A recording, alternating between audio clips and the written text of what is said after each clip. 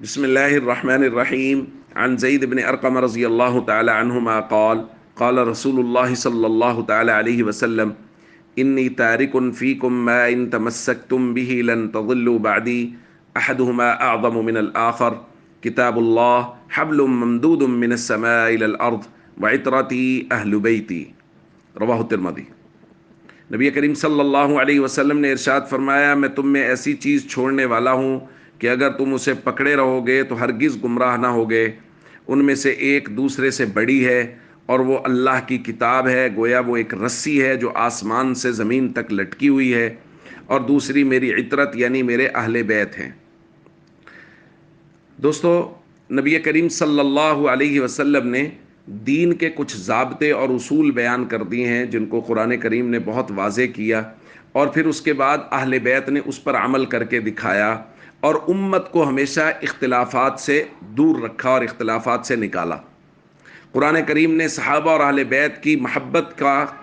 ذکر کر کے اصول بیان کر دیا کہ اگر کوئی شخص صحابہ اور اہل بیت کے درمیان میں دشمنی دکھاتا ہے تو وہ غلط بیانی کر رہا ہے، چونکہ قرآن کہتا ہے رحماء بینہم، کہ جو محمد کریم کے ساتھی ہیں یعنی جماعت صحابہ اور اہل بیت، یہ آپس میں رحم دل اور محبت کرنے والے ہیں۔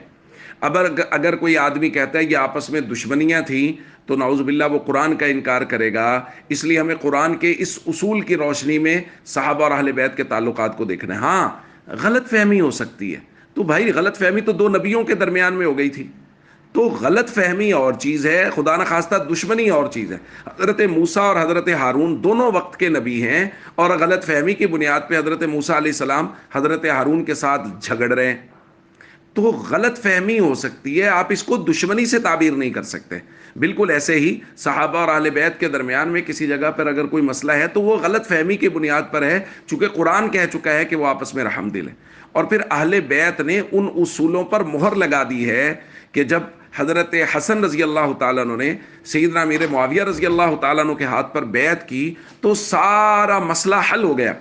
اب جو لوگ اعتراضات کرتے ہیں، بہت سارے لوگ، مجھے بھی بہت سارے لوگوں کے میسیجز آتے ہیں، وہ کہتے ہیں دیکھیں جی آپس کے اتنے بڑے مسائل تھے اور آپس میں جنگیں ہوئیں اور بہت سارے معاملات خراب ہوئے، تو میں نے ان سے درخواست کی تھی کہ بھائی جب حضرت حسن رضی اللہ تعالیٰ عنہ، دیکھیں یہ بات سمجھ لیں، حضرت حسن سے زیادہ نہ آپ کو اور مجھے دین کی سمجھ ہے، نہ معاملات کی سمجھ ہے، اور نہ ہی مجھے اور آپ کو دین کی ان سے زیادہ حمیت اور غیرت ہے۔ حضرت حسن رضی اللہ تعالیٰ عنہ نے جب حضرت امیر معاویہ رضی اللہ تعالیٰ عنہ کے ہاتھ پر بیعت کر لی، تو پھر اگر بعد کا کوئی شخص حضرت امیر معاویہ کے خلاف بات کرتا ہے تو یاد رکھیے یہ بات امیر معاویہ کے خلاف بعد میں جائے گی، حضرت حسن کے خلاف پہلے جائے گی جنہوں نے امیر معاویہ رضی اللہ تعالیٰ عنہ کے ہاتھ پر بیعت کی ہے۔ لہٰذا دین کو سمجھیں جیسے قرآن سمجھا رہا ہے، جیسے محمد کریم صلی اللہ علیہ وسلم سمجھا رہے ہیں، اور جیسے حضور کے صحابہ اور اہل بیت سمجھا رہے ہیں۔ السلام علیکم ورحمۃ اللہ وبرکاتہ۔